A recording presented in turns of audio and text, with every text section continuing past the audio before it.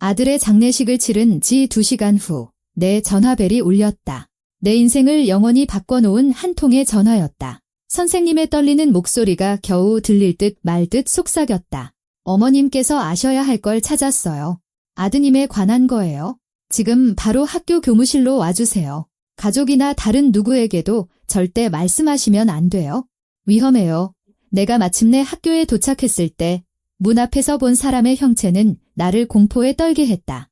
그 사람이 그 안에 있을 거라고는 상상도 못했다. 잠시 숨을 고르고 이야기를 시작하려 한다. 혹시 이 이야기를 어디서 듣고 계신지 알려주신다면 감사하겠다. 지금 누가 나와 함께하는지 아는 것은 이 시간에 특별한 의미를 더해줄 것이다. 집안에는 화환에서 풍기는 무거운 향나무 냄새가 가득했다. 부엌에서는 이웃 아주머니들이 조문객들에게 나눠줄 육개장을 그릇에 담는 냄새가 섞여 풍겨왔다. 나는 아들 민준이가 학교 수학경시대회에서 상을 받고 받은 상장을 든 사진을 손에 꼭 쥔 채 침실에 틀어박혔다. 불과 한 달 전만 해도 민준이는 이 상장을 얼마나 자랑스러워했던가. 벽 너머에서는 나지막이 웅성거리는 목소리들, 그릇이 부딪히는 소리, 그리고 누군가 삼가 고인의 명복을 빕니다라며 정해진 위로의 말을 건네며 소주를 따르는 소리가 들려왔다. 수진아, 잠깐이라도 좀 나와봐. 엄마의 여동생인 경희 이모가 문틈으로 고개를 불쑥 내밀었다. 사람들이 이제 슬슬 가려고 하는데 계속 이러고 있으면 예의가 아니지. 금방 나갈게요. 나는 사진 속에서 환하게 웃고 있는 아들의 얼굴에서 눈을 떼지 않은 채 속삭였다. 살짝 열린 문틈으로 남편 영호의 목소리가 들려왔다. 그는 비통에 잠긴 아버지의 위엄을 지키며 조문객들의 위로를 받고 있었다. 찾아온 모든 사람을 껴안고 지지해줘서 고맙다고 인사했다. 그의 옆에는 거대한 몸집의 황태만 회장이 그림자처럼 서 있었다. 영호가 지난 3년간 영업이사로 일해온 대형건설의 회장이었다. 최 이사, 힘내게. 황 회장은 육중한 손으로 영호의 어깨를 툭툭 쳤다. 지금은 자네 아내가 가장 힘들 거야. 자네가 버팀목이 되어줘야지. 회사 일은 걱정 말고. 왠지 모르게 나는 그 말에 소름이 돋았다. 건강하던 8살짜리 아이의 갑작스러운 심장마비. 의사들은 희귀 증후군이니 유전적 요인이니 하며 고개를 저을 뿐이었다. 하지만 민준이는 잘 뛰어놀고 건강했다. 다만 최근 몇 달간 복통을 호소하고 숙제를 하다가 책상에 엎드려 잠드는 일이 잦아졌을 뿐이다. 그때 협탁 위에서 전화기가 진동하며 이름 하나를 띄웠다. 정은주. 1시간 전만 해도 묘지에서 하얀 국화꽃다발을 가슴에 안고 울던 민준이의 담임 선생님이었다. 이수진 어머님, 선생님의 목소리는 갈라지고 있었다. 이런 때에 전화드려 죄송합니다. 제가 중요한 걸 찾았어요. 민준이에 관한 거예요. 뭘 찾으셨다는 거죠? 심장이 쿵 하고 바닥으로 떨어지는 것 같았다. 지금 바로 학교 교무실로 와주세요. 그녀는 목소리를 속삭임으로 낮췄다. 아무에게도 남편분이나 다른 가족에게도 절대 말씀하지 마세요. 위험해요. 선생님, 지금 절 겁주시는 거예요? 제발 와주세요. 시간이 없어요. 전화는 끊어졌다. 나는 꺼진 화면을 멍하니 바라보다가 슬픔으로 인한 마비를 뚫고 모성애가 고개를 들었다. 온화하고 모든 아이가 좋아하던 정은주 선생님이 저렇게 겁에 질렸다면 분명 심각한 일이었다. 침실에서 나온 나는 실제보다 더 망가진 모습으로 보이려 애썼다. 등을 구부정하게 숙이고 다리를 끌며 손바닥으로 관자놀이를 눌렀다. 여보, 머리가 깨질 것 같아. 마침 먼 친척들과 작별 인사를 나누던 남편에게 다가갔다. 약국 가서 진통제 좀 사오면서 바람 좀 쐬고 올게. 내가 다녀올게. 그가 즉시 나를 돌아보았다. 눈에는 걱정이 가득했다. 당신 이런 상태로 운전하면 안 돼. 아니, 내가 가야 해. 그냥 15분만 혼자 있고 싶어. 딱 15분만. 황 회장이 이해한다는 듯 고개를 끄덕였다. 물론이죠. 사모님, 다녀오세요. 너무 오래는 말고요. 벌써 어두워지고 눈이라도 올 것 같다고 하더군요. 나는 집을 빠져나와 내 흰색 아반떼에 올라탔다. 불과 일주일 전만 해도 민준이가 친구들과 공을 차던 아파트 놀이터를 보지 않으려 애쓰며 단지를 빠져나왔다. 태어나서 처음으로 남편에게 거짓말을 했다. 물론 새 구두 가격을 속이거나 친구 집이 아니라 차가 막혔다고 둘러댄 사소한 거짓말은 있었지만 이것은 차원이 다른 거짓말이었다. 설명할 수 없는 불안감에 속이 죄어왔다. 학교로 가는 길에 기억의 파편들이 머릿속을 맴돌았다. 영호가 매일 아침 먹으라고 강요했던 쓴맛 나는 비타민 때문에 얼굴을 찌푸리던 민준이 15년 경력의 약사인 내가 그 약을 한번 보자고 했지만 남편은 손사래를 쳤다. 최신 개발품이라나. 아는 의사가 청담 VIP 클리닉에서 특별히 처방해준 것이라고 했다. 바로 황 회장이 뒤를 봐주는 그 병원이었다. 바보, 나는 핸들을 꽉 쥐며 속삭였다. 눈먼 바보 같으니. 약사라는 년이 직접 확인했어야지. 학교는 어둠과 정적에 잠겨 있었다. 비극적인 사건 이후로 학교는 3일간 휴교에 들어갔다. 정문은 살짝 열려 있었고 경비실은 비어 있었다. 나는 차를 한쪽에 주차하고 왜 숨어 다니는지 스스로도 이해하지 못한 채 소리 없이 정문으로 다가갔다. 2층 교무실 문틈으로 가느다란 빗줄기가 새어나오고 있었다. 살짝 열린 문틈으로 누군가 총이라도 겨눈 듯 두 손을 든 창백한 정은주 선생님의 모습을 보았을 때 심장이 목구멍까지 차오르는 것 같았다. 마지막으로 묻지 차갑고 거친 남자의 목소리가 들려왔다. 다른 사본은 어디 있어? 남자는 문을 등지고 서 있었다. 오늘 아침 장례식 전에 내가 직접 다려준 검은 셔츠를 입고 있었다. 그의 오른손에는 USB 메모리처럼 보이는 것이 쥐어져 있었다. 내가 문을 밀자 경첩이 애처롭게 삐걱거렸다. 영호가 돌아봤다. 그의 얼굴에는 놀란 기색이 전혀 없었다. 순식간에 위협적인 표정은 슬픔에 잠긴 남편의 가면으로 바뀌었다. 그는 검은 물체를 주머니에 숨기고 두 팔을 벌렸다. 수진아, 당신이 여길 어떻게? 나야말로 똑같이 묻고 싶네. 집에 그 사람들 사이에 더는 앉아있을 수가 없었어. 그는 피곤한 몸짓으로 미간을 문질렀다. 아무도 없을 때 민준이 사물함에서 물건이나 챙겨가려고. 마침 정 선생님께서 교실 정리하고 계시더라고. 나는 선생님에게로 시선을 돌렸다. 그녀는 너무 자주, 너무 경련적으로 고개를 끄덕이고 있었다. 이마에는 식은땀이 번들거렸다. 네, 제가 수진 어머님께 물건 때문에 전화드렸어요. 그녀가 속사포처럼 말했다. 제가 직접 다 챙겨드리면 마음이 좀 편하실까 해서요. 그런데 최영호 씨께서 벌써 오셨더라고요. 집에 가자 남편이 내 어깨를 감싸 안았다. 그의 손길에 온몸에 소름이 돋았다. 당신은 쉬어야 해. 우리가 나갈 때 정 선생님은 내 검은 상복 매무새를 고쳐주는 척했다. 나는 옷자락 사이로 작은 종이 쪽지가 스르륵 들어오는 것을 느꼈다. 그녀의 입술이 소리 없이 한 단어를 속삭였다. 도망쳐요. 돌아오는 길에 영호는 일부러 태어난 척 운전하며 90년대 가요가 흘러나오는 라디오를 켰다. 나는 주먹을 꽉 쥔 채 앉아 있었다. 쪽지가 옷감을 뚫고 피부를 태우는 것 같았다. 거기 가지 말았어야 했어. 그가 길에서 눈을 떼지 않은 채 말했다. 감정도 불안정하고 스트레스도 심하잖아. 집에 가면 수면제 먹어.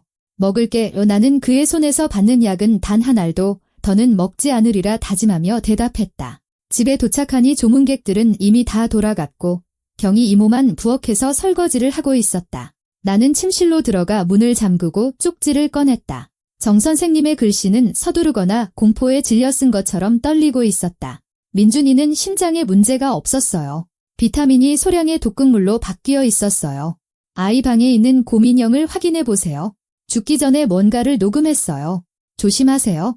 당신 남편은 위험한 사람입니다. 방이 눈앞에서 빙빙 돌았다. 쓰러지지 않으려고 침대 가장자리를 붙잡아야 했다. 내 아들이 살해당한 것이다. 정체불명의 병도 비극적인 사고도 아니었다. 그는 천천히 계획적으로 독살당했다. 그리고 그 살인자는 지금 집 안을 돌아다니며 조문을 받고 있다. 눈물은 순식간에 마르고 분노가 그 자리를 채웠다. 영호가 샤워하러 들어간 틈을 타 나는 민준이 방으로 살금살금 들어갔다. 고민영은 책장 위 교과서들 사이에 앉아 있었다. 작년 생일 선물이었다. 등 쪽에는 누군가 인형을 갈랐다가 다시 꿰맨 것처럼 울퉁불퉁한 바느질 자국이 있었다. 손뭉치 속에서 작은 디지털 녹음기가 손에 잡혔다. 우리 친구 지훈이가 새해 선물로 민준이에게 준 스파이 장난감이었다.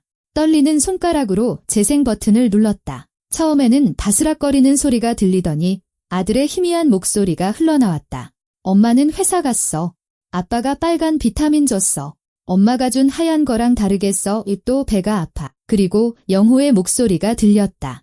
작게 녹음되었지만 알아들을 수는 있었다. 걱정 마십시오. 황 회장님. 이미 복용량을 늘렸습니다. 녀석, 다음 주를 못 넘길 겁니다. 죽고 나면 강남 아파트랑 해운대 땅은 상속법에 따라 수진이한테 넘어갈 거고요. 유일한 1순위 상속인이니까요. 그 다음은 기술적인 문제죠. 이혼해서 절반을 뜯어내든가 아니면 아시잖습니까? 안 그래도 신경 쇠약한 여편네가 슬픔에 잠겨 있는데 무슨 짓을 저지를지 누가 알겠어요. 그 다음엔 약속대로 회장님께 땅 팔고 강남 아파트는 반반 나누면 됩니다. 나는 녹음기를 손에서 떨어뜨렸다. 민준이의 할아버지가 다른 모든 친척을 제치고 증손자에게 유언으로 남긴 강남의 아파트와 부산 해운대의 땅, 바다가 바로 보이는 300평짜리 땅과 서울 중심가의 30평대 아파트. 내 아들은 그들의 수십억 원을 향한 길을 가로막고 있었던 것이다. 그리고 나 또한 마찬가지였다. 이제 나는 단순히 아이를 잃은 엄마가 아니었다. 나는 증인이었다. 진실을 아는 유일한 사람. 그리고 15년 경력의 약사로서 나는 마침내 영호가 왜 그토록 아들의 비타민에서 나를 멀리하려 했는지 깨달았다. 나는 성분을 보자마자 그것이 비타민이 아니라 서서히 작용하는 독약이라는 것을 알아챘을 것이다. 녹음기가 조용한 밤의 정적을 깨며 마룻바닥 위로 툭 소리를 내며 굴러갔다. 문손잡이가 거칠게 돌아갔다. 영호는 이미 문저편에 서 있었다. 상냥한 척했지만 금속성의 날카로움이 섞인 그의 목소리에 온몸의 피가 차갑게 식었다. 수진아, 문 열어. 안 자는 거 다 알아. 들었어. 나는 녹음기를 집어들어 가운 주머니에 쑤셔 넣고 그가 자물쇠와 씨름하는 동안 창문으로 달려갔다. 민준이 방창문은 낡은 감나무가 자라는 뒷뜰을 향해 있었다. 우리가 이 집을 살 때 저 나무를 베어버릴지 말지 영호와 다퉜던 기억이 났다. 이제 이 두껍고 울퉁불퉁한 가지가 나의 유일한 탈출구였다. 수진아, 바보짓 하지 마오. 목소리는 점점 거칠어졌고 문은 그의 발길질에 삐걱거리기 시작했다. 열어. 안 그러면 부숴버릴 거야. 창문을 활짝 열고 창턱 너머로 다리를 넘겨 맨발로 거친 나무 껍질을 더듬었다. 보슬비가 야은 가운을 금세 적셔 얼음장 같은 두 번째 피부로 만들었다. 가지가 내 무게에 휘청거렸지만 부러지지는 않았다. 나는 양손으로 나뭇가지를 꽉 붙잡고 손바닥이 긁히는 것도 아랑곳하지 않은 채 내려가기 시작했다. 위에서 쾅 하는 굉음이 들렸다. 영호가 기어이 문을 부순 것이다. 불 켜진 문틈으로 그의 실루엣이 스쳐 지나갔다. 그러고는 발코니로 뛰쳐나와 어둠 속을 살폈다. 수진아, 그가 밤을 향해 소리쳤다. 미쳤어. 어디가? 돌아와. 도대체 무슨 짓이야? 나는 나뭇잎이 그의 시야에서 나를 가려주기를 기도하며 나무줄기에 몸을 바싹 붙였다. 마침내 발이 젖은 잔디에 닿았고 나는 몸을 숙여 우리가 한 번도 잠근 적 없는 담장의 쪽문으로 달려갔다. 민준이는 그 문을 통해 이웃집 아이들과 축구를 하러 다니곤 했다. 등 뒤에서 영호의 욕설이 들렸고 현관문이 쾅 닫히는 소리가 났다. 그가 추격해오고 있었다. 나는 맨발로 무릉덩이를 첨벙거리며 큰 길로 뛰쳐나갔다. 주머니 속 전화기가 쉴 새 없이 진동했다. 부재중 전화 10통, 15통, 20통 전화를 받을 수는 없었다. 그에게 단 하나의 단서도 줘서는 안 됐다. 내가 믿을 수 있는 유일한 사람은 학창시절부터 친구였던 강지훈, 탐사보도 전문 기자였다. 그는 서울의 민낯이라는 유튜브 채널을 운영하며 지역 부패 인사들을 정기적으로 폭로하고 있었다. 지훈아, 나야 이 문 닫은 GS 25 편의점 처마 밑에 숨어 전화기에 대고 쉰 목소리로 말했다. 도움이 필요해. 지금 당장. 수진아, 무슨 일이야? 너 어디야? 나중에 설명할게. 공덕동 GS25 앞으로 와서 나 좀 데려가줘. 젖은 가운 차림으로 기다린 15분은 영원처럼 느껴졌다. 지나가는 차 한 대 한 대가 나를 벽으로 움츠러들게 했고 모든 소리에 움찔했다. 마침내 익숙한 회색 소나타가 길가에 멈춰섰다. 꼬리말이 아니네. 지훈이가 헤드라이트 불빛에 비친 나를 보고 숨을 내쉬었다. 빨리 타서 얘기해. 나는 좌석에 쓰러지듯 앉았다. 따뜻한 차 안에 들어서고 나서야 나는 말을 더듬고 단어들을 삼키며 이야기하기 시작했다. 정 선생님의 전화, 학교에서의 장면, 쪽지, 그리고 녹음기까지. 지훈이는 핸들을 꽉 쥔 채 듣고 있었다. 내가 전화기를 꺼내 녹음을 틀자 그는 길 한복판에 차를 세웠다. 말도 안 돼. 그는 영호의 자백을 3번이나 듣고 나서 속삭였다. 미쳤다. 할아버지 아파트 때문에 민준이를 죽였다고. 너까지도. 거기서 똑똑히 말하잖아. 마침 라디오에서 저녁 뉴스가 흘러나왔고 아나운서는 무감정한 목소리로 전했다. 서울 제35초등학교에서 비극적인 사건이 발생했습니다. 교내에서 여성의 시신이 발견되었습니다. 경찰의 잠정적인 조사 결과에 따르면 피해자는 3층 창문에서 추락한 것으로 보입니다. 사망자의 신원은 50대 초등교사 정모 씨로 밝혀졌습니다. 경찰은 사고사의 가능성에 무게를 두고 수사 중입니다. 안 돼. 나는 두 손에 얼굴을 파묻고 흐느꼈다. 안 돼, 안 돼. 다 나 때문이야. 내가 선생님을 거기 혼자 두고 왔어. 지훈이는 차를 갓길에 세우고 어색하게 내 어깨를 감싸 안아 내가 실컷 울도록 내버려 두었다. 하지만 흐느낌 속에서 내 안에 무언가가 바뀌었다. 고통은 사라지지 않았지만 단단하게 굳어분노로 변했다. 정은주 선생님은 내게 진실을 알려주기 위해 목숨을 걸었다. 민준이는 누가 자기를 죽였는지 내가 알 수 있도록 마지막 말을 녹음했다. 그들은 대가를 치를 거야. 이 나는 눈물을 닦으며 속삭였다. 맹세코 모든 것에 대한 대가를 치르게 할 거야. 경찰에 알려야 할까? 지훈이가 의심스러운 눈초리로 나를 쳐다봤다. 아니지. 바보 같은 질문이군. 황태만 같은 놈들 뒤에는 을에 엮인 경찰이 있기 마련이니까. 놈들은 다 덮어버릴 거야. 단순히 알리는 걸로는 안 돼. 완전히 파멸시켜야 해. 지훈이는 나를 관악구에 있는 비어있는 원룸으로 데려갔다. 할머니에게서 물려받은 아파트로. 그 존재를 아는 사람은 거의 없었다. 내가 부엌 가위로 머리카락을 잘라 긴 머리의 주부에서 짧은 커트머리의 여자로 변신하는 동안 지훈이는 노트북으로 행동 계획을 짜고 있었다. 녹음 파일만으로는 부족해. 그가 혼잣말처럼 중얼거렸다. 변호사들은 조작이라고, 편집이라고 주장할 거야. 독약이 든 병이 필요해. 그가 버렸다고 했어? 그럼 다른 증거가 필요하지? 잠깐, 아이디어가 있어? 영호는 강남에 있는 더 프레스티지 타워에 있는 대형 건설에서 일하잖아. 금요일마다 거기서 청소를 해. 내가 청소 용역 업체 데이터베이스를 해킹해서 널 임시 직원으로 등록할 수 있어. 나는 금이 간 거울에 비친 내 모습을 보았다. 수척해진 얼굴, 퀭한 눈, 잘려나간 머리카락. 순종적인 아내, 믿음직한 엄마였던 여자는 민준이와 함께 죽었다. 거울 속에는 다른 여자가 나를 보고 있었다. 냉혹하고 단호하며 위험한 여자. 해줘. 금요일 저녁, 가짜 명찰을 단 파란색 청소부 유니폼을 입고 나는 업무용 출입구를 통해 비즈니스 센터로 들어갔다. 경비원은 휴대폰에서 눈도 떼지 않았다. 그 같은 사람들에게 청소부는 투명 인간이나 다름없었다. 영호의 사무실은 4층에 있었다. 지훈이가 복제해준 출입카드를 대자 문은 순순히 딸깍 소리를 내며 열렸다.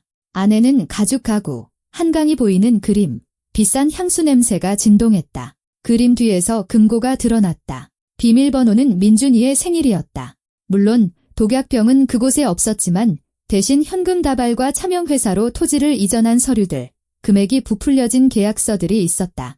내가 모든 페이지를 꼼꼼하게 사진 찍고 있을 때 복도에서 발소리와 여자의 웃음소리가 들렸다. 나는 육중한 가죽 소파 뒤로 몸을 숨기고 얼어붙었다. 사무실로 두 사람이 들어왔다. 영호와 그의 비서인 한예리였다. 몸에 꽉 끼는 드레스를 입은 화려한 금발의 여자였다. 그들은 서로에게 너무 정신이 팔려있어 열린 금고를 눈치채지 못했다. 꼬냑이나 한 잔 따라봐.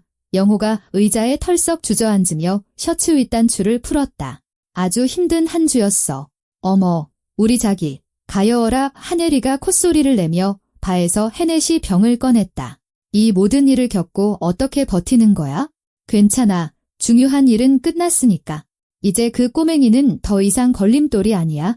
나는 소리치지 않기 위해 손톱으로 손바닥을 파고들었다. 영호는 우리 아들의 죽음을 마치 성사된 거래처럼 말하고 있었고 저 염색한 인형은 동정 어린 표정으로 고개를 끄덕이고 있었다. 황 회장님께서 장례식장에서 정말 감탄하시더라고. 한예리가 말을 이었다. 자기도 그렇게는 못했을 거라고. 슬픈 척 연기하는 거 말이야. 그럼 내가 괜히 젊었을 때 연극부에 들었겠어? 약병은 이미 도시 외곽 쓰레기 매립지에 묻어버렸어. 아무도 못 찾을 거야. 아내는, 수진 씨는? 영호가 폭소를 터뜨렸다. 걔는 나 없으면 한 발짝도 못 돼. 멍청한 년이 아마 지금쯤 한강 어딘가에서 떠다니고 있겠지. 슬픔을 못 이겨 스스로 목숨을 끊었다고 생각할걸. 장례식장에서 걔가 어떤 상태였는지 다들 봤잖아. 나는 주머니 속 녹음기를 켜고 그들의 모든 말을 녹음했다. 그들은 딱 매각 대금이 계좌로 들어오면 함께 갈 터키 휴가 계획을 30분 동안 더 떠들었다. 그러다 하네리가 영호의 무릎 위로 올라탔고 나는 그들의 저속한 애정 행각을 보지 않으려고 눈을 질끈 감았다. 그들이 마침내 떠나고 나서 나는 소파 뒤에서 기어 나와 민준이의 가방에 있던 작은 장난감 자동차를 책상 위에 올려두었다. 과거가 그를 덮칠 것이라는 걸 알게 해주고 싶었다. 그 후 며칠 동안 나와 지훈이는 영호의 삶을 지옥으로 만들었다. 지훈이는 그의 스마트홈 시스템을 해킹했고 우리는 조명, 음악, 온도, 심지어 잠금 장치까지 제어할 수 있었다. 밤에 영호가 잠들면 우리는 침실불을 깜박거리게 하고 온도를 16도로 낮추고 기가 진이를 통해 희미한 아이의 웃음소리를 틀었다. 누구야? 그가 침대에서 벌떡 일어나며 소리쳤다. 나와, 이 자식아. 사흘째 잠을 설친 그가 샤워를 할 때 우리는 민준이가 배가 아프다고 신음하던 녹음 파일을 최대 볼륨으로 틀었다. 타일 벽에 울리는 소리는 섬뜩한 현장감을 만들어냈다. 영호는 벌거벗은 채 욕실에서 뛰쳐나왔다. 얼굴은 석고처럼 하얗고 눈은 튀어나올 것 같았다. 날 좀 내버려둬. 그는 허공에 대고 소리쳤다. 도대체 나한테 뭘 원하는 거야? 걘 항상 귀신 같은 걸 무서워했어. 나는 CCTV 카메라를 통해 영호가 집안을 미친 듯이 헤매는 모습을 보며 지훈이에게 설명했다. 결혼 초에 고백했었어. 어릴 때 할머니가 살인자에게 찾아오는 죽은 사람 얘기를 해주며 겁을 줬다고. 대형건설 창립 20주년 기념 행사는 황태만의 성공을 자축하는 자리가 될 예정이었다. 한강변의 레스토랑 리버뷰 가든은 회사의 상징색인 파란색과 흰색 풍선으로 장식되었다. 무대에는 프레젠테이션을 위한 거대한 스크린이 설치되었다. 나와 지훈이는 그의 소나타를 타고 주차장에서 귀빈들이 도착하는 모습을 지켜보고 있었다. 영호는 마지막으로 차에서 내렸다. 눈 밑에는 검은 그림자가 드리워져 수척해 보였다. 그는 마치 공격을 기다리는 사람처럼 계속 주위를 두리번거렸다. 준비됐어. 지훈이가 노트북을 열며 물었다. 시작해. 그는 이미 레스토랑의 와이파이를 해킹해 프로젝터 시스템에 접근한 상태였다. 개인적인 비극에도 불구하고 회사에 대한 헌신과 강인함을 보여준 공로로 영호가 상을 받기 위해 무대에 불려 올라갔을 때 우리는 준비를 마쳤다. 영호는 떨리는 손으로 마이크를 잡고 억지 미소를 지으려 했다. 그 순간 그의 등 뒤 스크린이 지지직거리더니 피처럼 붉은 글자들이 나타났다. 나는 내가 한 짓을 알고 있다. 혼란은 정적에 휩싸였다. 그리고 스피커에서는 하네리와의 대화 녹음 파일이 흘러나왔다. 걸림돌, 묻어버린 약병, 터키 휴가 계획에 대한 이야기였다. 홀은 아수라장이 되었다. 누군가는 소리를 질렀고 누군가는 휴대폰으로 촬영했다. 하네리는 도망치려다 자신의 하이힐에 걸려 복도 한가운데에 넘어졌다. 황태만은 분노로 얼굴이 불그락푸르락해져서 벌떡 일어나 비서에게 무언가 쏘아붙였다. 거짓말이야. 영호가 마이크에 대고 소리쳤다. 이건 조작이야. 경쟁사 직이라고. 하지만 그의 목소리는 소음에 묻혔다. 그가 황태만이 자신에게서 등을 돌리는 것을 보았을 때 그는 자신이 희생양이 되고 있음을 깨달았다. 다 너 때문이야. 그가 황태만을 손가락으로 가리키며 악을 썼다. 내가 다 계획했잖아. 땅이 필요했던 건 너였어. 독약도 내가 구해왔잖아. 내가 감방 가면 너도 같이 가는 거야. 수십 개의 휴대폰이 이 자백을 녹화하고 있었다. 몇 분 만에 영상은 지역 커뮤니티로 퍼져나갔고 주요 언론사들이 이를 받았었다. 기념 행사는 재앙으로 변했다. 나와 지훈이는 경비원들이 소리치는 영호를 끌어내는 모습, 황태만이 손님들을 진정시키려 애쓰는 모습을 지켜봤지만 이것이 단지 시작에 불과하다는 것은 분명했다. 변호사들은 스트레스 때문이라고, 디지털 조작이라고 주장할 거야. 매수하거나 협박할 수 없는 증인들 앞에서 자백하게 만들어야 해. 우리가 스캔들 영상의 수십 개 리포스트를 확인한 후 지훈이가 노트북을 닫으며 말했다. 저 둘을 서로 싸우게 붙여야 해와 함께 뭉쳐있는 한 변호사들이 어떻게든 막아낼 거야. 나는 낡은 소파에 앉아 무릎을 감싸 안고 상황이 불리해지면 인간관계가 얼마나 빨리 무너지는지에 대해 생각했다. 영호와 황태만은 내 아들을 죽인 공범이었지만 서로가 서로를 배신했다고 생각하게 되면 그들의 동맹은 어떻게 될까? 방법이 있어. 지훈이가 책상 서랍에서 대포폰 유심칩 2개를 꺼냈다. 익명으로. 황태만에게는 영호인 척 문자를 보내는 거야? 도망치게 안 도와주면 검찰에 서류 다 넘기겠다고. 그리고 내 전 남편에게는 황태만의 사람인 척 파주 쪽으로 한강을 건너 김포로 갈 배를 마련해놨다고 제안하는 거지. 파주 외곽에 버려진 창고를 선택한 것은 우연이 아니었다. 외진 곳이지만 진입로는 하나뿐이라 매복의 이상적인 장소였다. 지훈이는 미리 카메라와 마이크를 설치해 그의 지인인 지방경찰청의 박철민 형사에게 연결해두었다. 박 형사는 황태만의 부패에 오래전부터 눈엣 가시처럼 여기던 정직한 경찰이었다. 새벽 2시, 나와 지훈이는 창고 지붕 아래 철제 중위층으로 올라가 어둠 속에 몸을 숨기고 철판 사이의 틈으로 입구를 감시했다.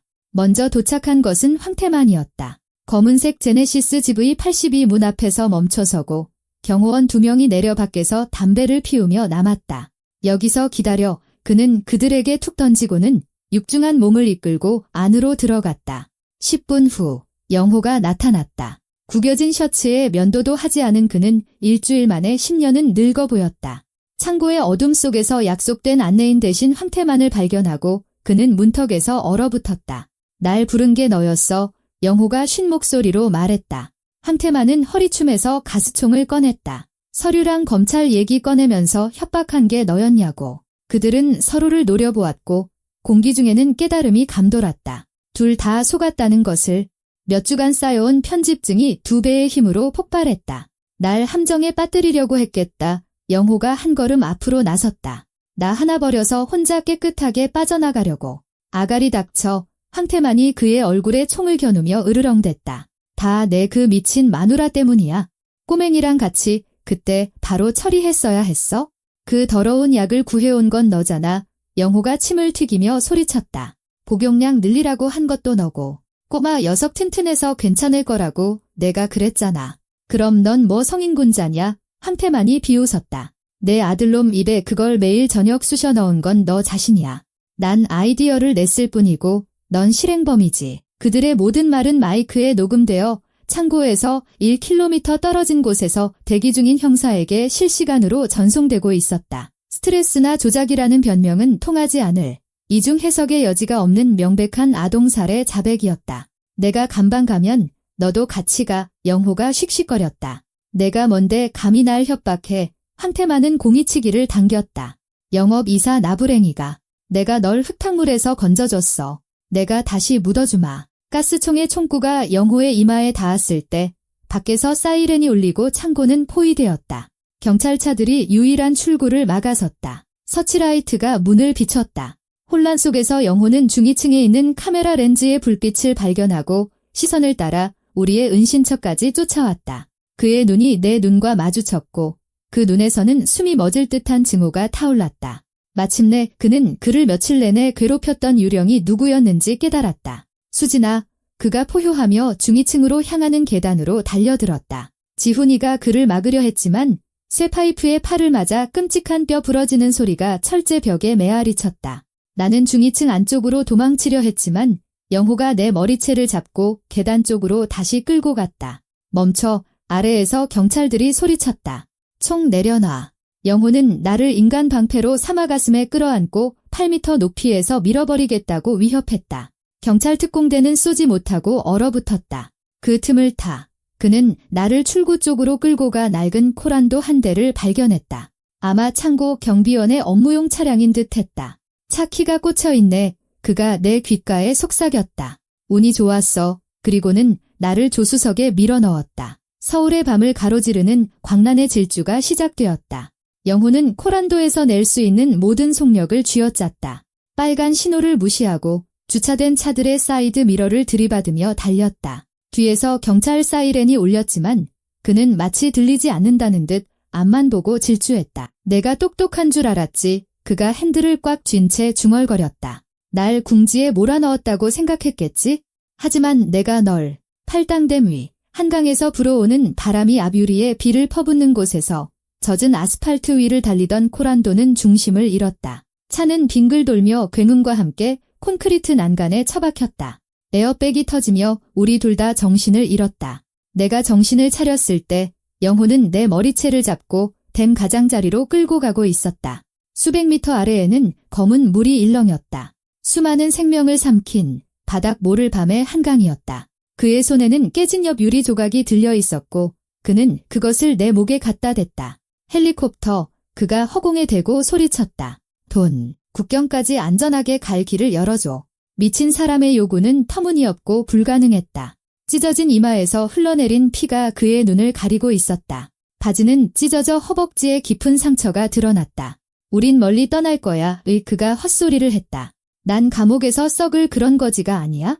하지만 나는 더 이상 두렵지 않았다. 아래의 검은 물을 내려다보며 민준이와 정은주 선생님을 생각했다. 그들에게는 선택권이 없었지만 나에게는 있었다. 그가 다치지 않은 다리에 무게를 싣는 것을 보고 나는 갑자기 고개를 비틀어 그의 팔뚝을 위로 물어뜯었다. 영호가 비명을 질렀고 유리 조각이 힘 풀린 손가락에서 떨어져 나갔다. 그 순간을 놓치지 않고 나는 구두굽으로 그의 다친 무릎을 힘껏 내리찍었다. 마른 나뭇가지가 부러지는 듯한 소리가 났다. 그가 젖은 아스팔트 위로 쓰러지며 비인간적인 비명을 질렀다. 경찰들이 우리에게 달려들었다. 나는 안전한 곳으로 옮겨졌고 고통에 발버둥치며 울부짖는 영호는 제압당했다. 그는 가장 가까운 특공대원의 권총집으로 손을 뻗어 총을 빼앗으려다 허벅지에 총을 맞았다. 그가 들것에 실려 내 옆을 지나갈 때 우리의 시선이 마지막으로 마주쳤다. 그의 눈에는 더 이상 인생의 주인인 양 굴던 오만한 자신감이 없었다. 모든 것이 끝났음을 깨달은 자의 동물적인 공포만이 남아있었다. 교도소 병원에서 유리, 흙, 기름 찌꺼기가 섞여 영호의 으스러진 다리에 감염을 일으켰다는 사실이 밝혀졌다. 궤저가 시작되었고 그의 목숨을 구하기 위해 무릎 위로 다리를 절단해야 했다. 약하고 병든 자를 경멸하던 그는 스스로 휠체어에 묶인 신세가 되었다. 황태만은 온전한 의미에서 재판까지 살아남지 못했다. 검찰에서의 첫 번째 조사 중에 심각한 뇌졸중으로 쓰러졌다. 목숨은 건졌지만 몸의 절반이 마비되어 도시의 절대 권력자에서 혼자서는 식사조차 할 수 없는 무력한 노인으로 전락했다. 그는 궐석 재판을 받았다. 하네리는 인천국제공항에서 현금이 가득 든 여행 가방과 함께 체포되었다. 두바이로 도망치려던 참이었다. 첫 조사에서 그녀는 모든 것을 불고 형사들에게 메시지 기록, 계좌 비밀번호, 이체 기록 등을 넘겼다.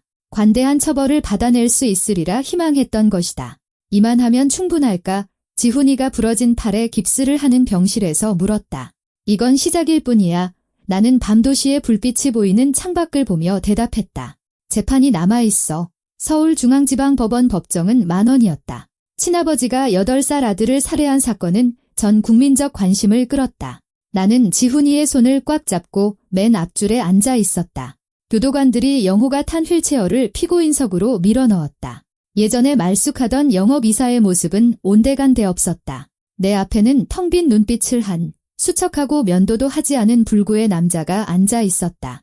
모두 일어나 주십시오. 재판을 시작하겠습니다. 법원 경위가 선언했다. 50대 여성 판사가 자리에 앉았다. 검사가 공소 사실을 나열하기 시작했다.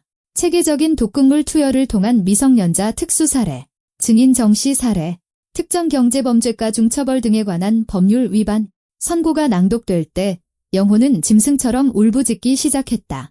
애처롭고 역겨웠지만 아무도 동정하지 않았다. 무기징역. 황태만 역시 건강 상태에도 불구하고 무기징역을 선고받았다. 하네리는 징역 18년을 선고받았다. 판사의 망치가 묘비처럼 최종적인 소리를 내며 책상을 내리쳤다. 법원 건물을 나오며 터지는 카메라 플래시 세례 속에서 나는 몇 달 만에 처음으로 가슴 깊이 숨을 들이마셨다. 내 아들을 죽음으로 몰아넣었던 바로 그 할아버지의 강남 아파트 매각 대금을 그냥 은행에 넣어둘 수는 없었다. 그 돈은 피로 물들어 있었지만 그 피에서 무언가 좋은 것이 자라날 수도 있었다. 서울의 한 주거 지역에서 나는 예전에 어린이 회관이었던 작은 2층 건물을 찾아 리모델링을 하고 민준이네 어린이집이라는 이름의 사설 어린이집을 열었다. 로비에는 민준이가 가장 좋아하던 장난감 자동차를 들고 찍은 사진과 정은주 선생님의 초상화를 걸었다. 그 옆에는 이런 명패를 달았다. 아이들을 믿었던 이들을 기리며 어이, 원장님, 내가 새 장난감들을 정리하고 있는 놀이방으로 지훈이가 들어왔다. 개원 준비는 다 됐어? 거의. 인형들만 제자리에 놓으면 돼.